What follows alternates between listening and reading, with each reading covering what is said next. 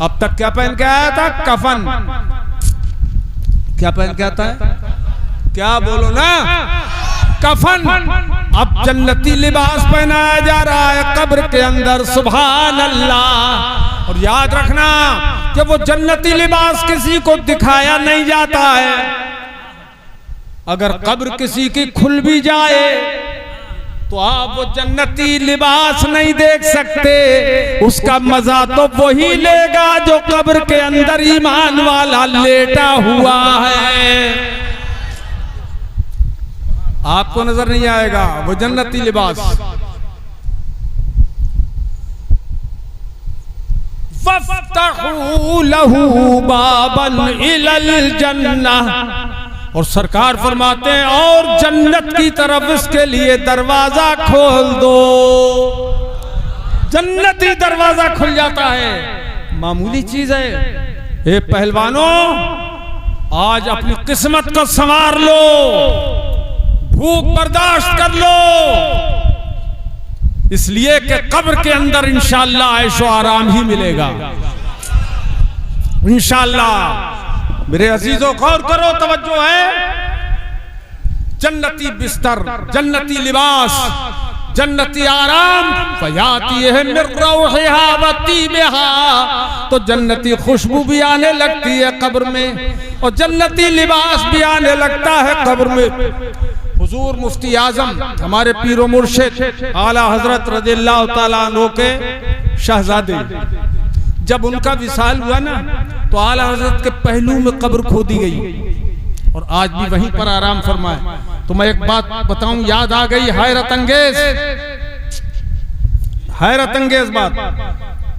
जब हुजूर मुफ्ती आजम की कब्र खोदी जा रही थी बिल्कुल बराबर में आला हजरत की कब्र के, तो कब्र खोदते खोदते वो थोड़ी सी जगह मिट्टी हट गई। भी इतनी जगह छोड़ के खोद रहे हैं, अब यहां से मिट्टी हट सकती है, मिट्टी हट गई।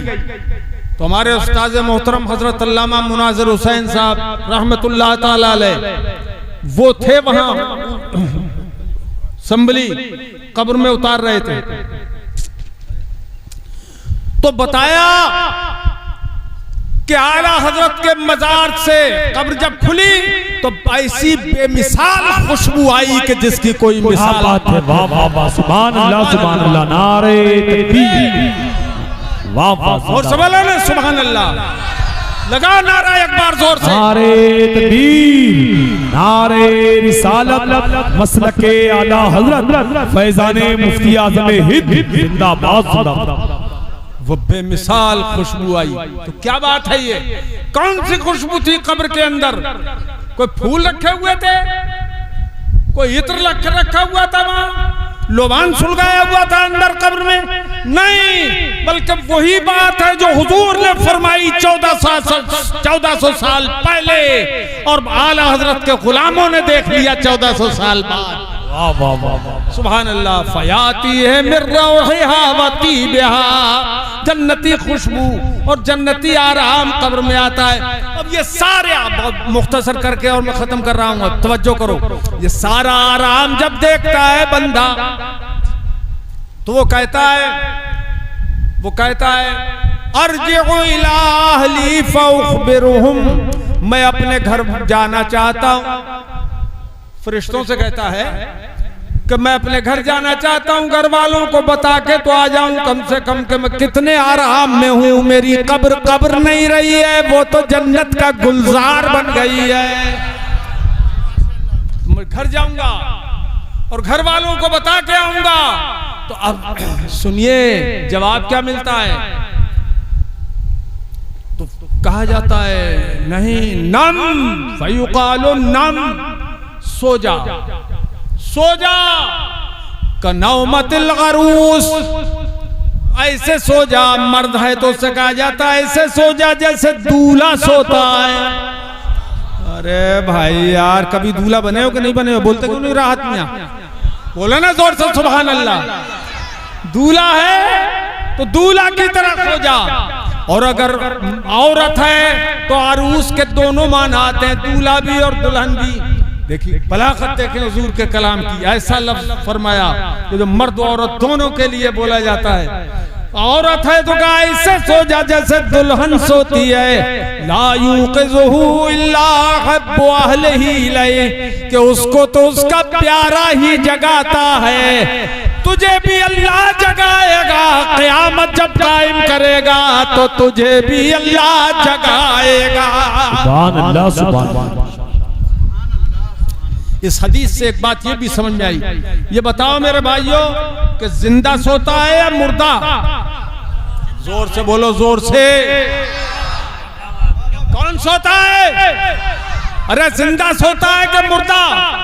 अच्छा, कहा जिंदे से जाता है कि मुर्दे से? अरे यार, आप मर गया कोई तो उससे कहोगे सो जा, किससे कहा जाएगा? जिंदे से। अच्छा, बोलता कौन है, जिंदा या मुर्दा? समझता कौन है, जिंदा या मुर्दा? सवाल किससे किया जाता है, जिंदे से या मुर्दे से? ये सारे मामलात बता रहे हैं कब्र के कि मोमिन मरने के बाद भी जिंदा रहता है। वाह वाह वाह, सुभान अल्लाह, रहता है मरने के बाद।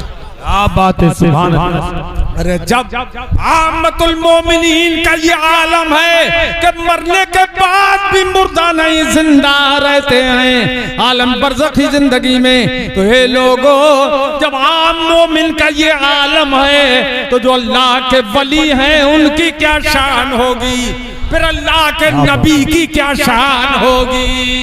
सुभान अल्लाह, सुभान अल्लाह। और मेरे पास किताब यहाँ भी मौजूद है देवबंदी की, वहाबी की, उसमें लिखा हुआ है मुर्दा को मर के मिट्टी में मिलने वाला लिखा हुआ है। मर्द, अगर कोई मेरे अजीजों मेरी बात सुन रहा है तो सुनो, मेरे पास किताब यही मौजूद है, गाड़ी में मौजूद है, यही मौजूद है किताब। उसमें मुर्दा लिखा है हुजूर को, और ये भी लिखा है कि मरने के बाद किसी का कुछ पता, नबी को भी ये पता नहीं है कि मेरे साथ खुदा दुनिया में क्या करेगा, कब्र में क्या करेगा और आखिरत में क्या करेगा।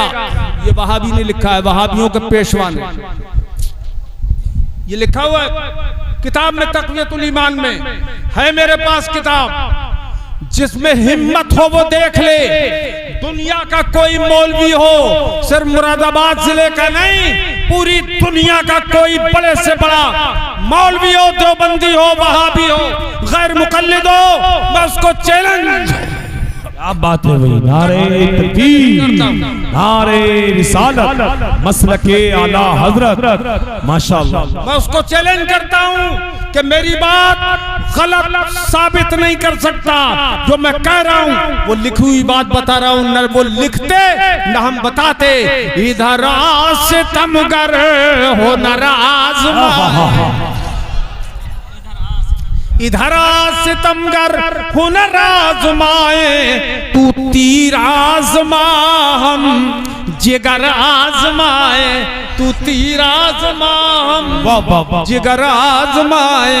न खंजर उठेगा न तलवार उनसे, वो बाजू मेरे आजमाए हुए हैं। और पड़ा फलक को कभी दिल जलों से काम नहीं, क्या बात, पड़ा फलक को कभी दिल जलों से काम नहीं। और जला के खाक न कर दूं सगीर नाम नहीं। क्या बात है भाई, सुभान अल्लाह। जला के खाक न कर दूं सगीर नाम नहीं।